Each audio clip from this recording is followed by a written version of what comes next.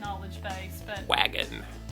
Dad has gone to a lot of auctions. Is this your dad you're talking about? Yes. He owns the farm. Mm-hmm. So he goes to a lot of auctions in South Dakota, Iowa, Indiana, Georgia. Wow. He's had a few.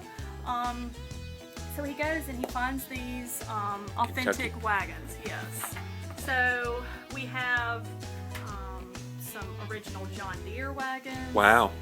We have some Studebaker wagons here. This, before Studebaker made cars, they made wagons. Wow. So we've got, I believe, 2 or 3. This one still has the original paint, which makes it, watch out, which makes it, I guess, a lot more authentic. Yeah. Sometimes when you repaint it, it may look nice, Yeah, but yeah, yeah. everybody knows it's not original. It's fake, yeah. Yeah, so we've I got, bet these are pretty valuable. they are, definitely. There's a Studebaker there's there. another Studebaker that has been painted over.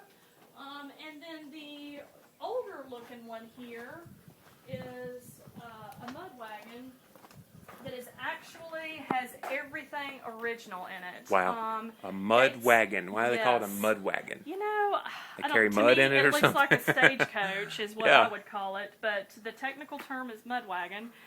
It was made back in the 1860s, and the suspension on this bad boy is actually the leather straps that are underneath it. Everything in this is original. This wagon was actually featured in Back to the Future 3 when they were retaking the Wild Wild Really? West. Yes. So Steven Spielberg wrote in this to the premiere of the movie. So Dad got this at an auction out in Oregon, maybe 3 months ago. So this is definitely the most prized piece in the collection. Sure. So really excited about that. And they're still used, or is it just more of a collectible Would item? probably be more of a collection. We do have some covered wagons that we'll be incorporating eventually when we get to the point where we're going to do birthday parties, Right. fun things like that. Sure. And then parades. We'd like to be able to get into some parades here locally. So Chuck That'd would be cool to ride this around the parade. wouldn't Oh. So, and then the blue and yellow wagon back there, we can walk around to that. That is an exact replica of the mail wagon that is on display in the Smithsonian. Oh, wow. Yeah, we were just in the Smithsonian, Yes. so... Yes. So Oh, yeah. really, really cool. Oh, that is cool. Yes, because it's got, as you can see, the wonderful little mail slots in here, and the little window works, and it's just a neat little piece of history here. And the girls have pulled it around the farm, and it just looks really pretty. Yeah. And the horses are hooked up to it. So, Yep. again, it's a replica, so it's not the original, but But that means it's rideable. yes, definitely. And let's see here, our John Deere wagons are around here in the back. See, whenever the barn is finished, then we'll be able to have this stuff a little more displayable. Yeah. It's all kind of crammed in here underneath this shed. Yeah, so y'all are building a farm up by the store. A barn, yeah, we sure are. So this is the original John Deere here. You can see where it's on the axle. So a lot of people may not recognize Studebaker or Nissan, but everybody recognizes John Deere. Yeah. And this is actually, I believe, an old milk wagon. So used to have the old milking cans in here and delivered milk. to Kids folks. these days don't know what milking cans are. They're like, No. milk comes in a jug or a carton, right? Exactly. But we do have some old milking cans that Dad got at an auction. Yep. So eventually when we have this all set up, it'll be a nice educational piece for Sure. the kids when they come to the farm. So they can see the milk cans, they can see some of the blacksmith's tools Right. that he would have used. So we're really looking forward to getting to that point where we've got everything displayed in a way that everybody can see it. And you hope to have that done by when?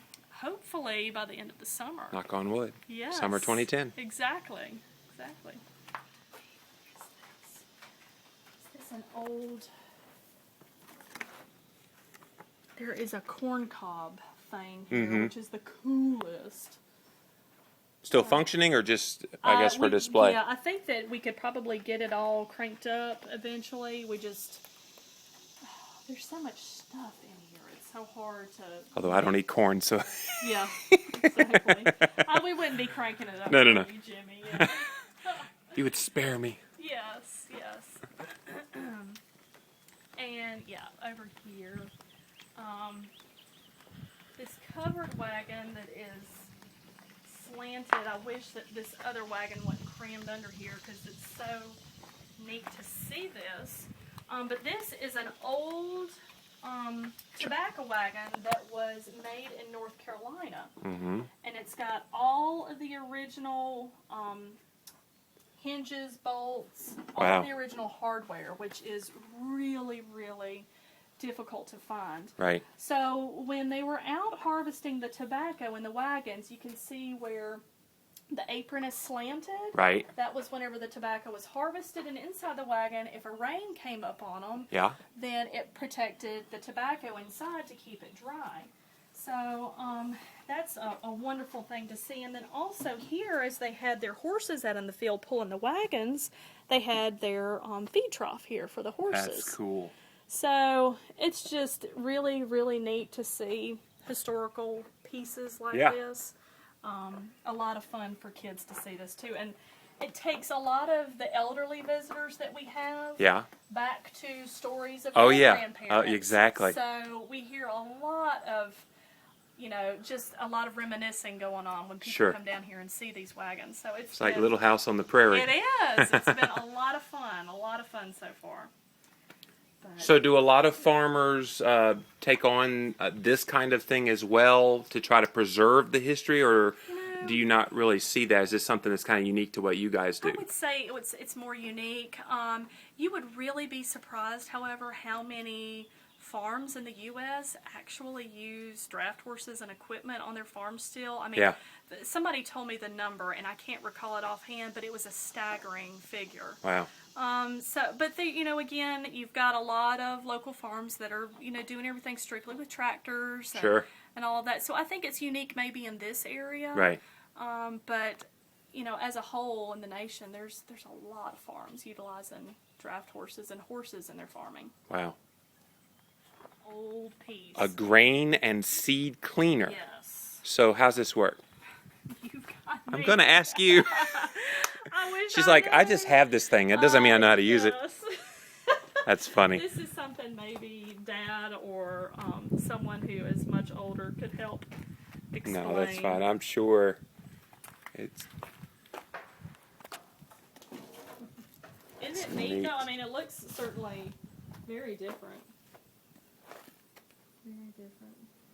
Clipper number 1B cleaner. Sounds certified. It does. That may be like Chanel number 5. I know how to clean the grains. Just chunk them. Right.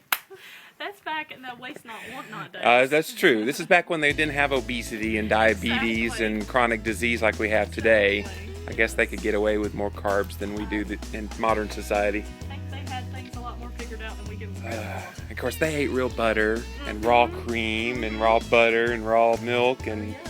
organic grass-fed beef, and yeah, they knew how to do it right. Absolutely. We only got back to those days again. Right. Without all the hardships. Exactly. Yes. Take modern convenience Yes. with the traditional Yes. eating pattern. That would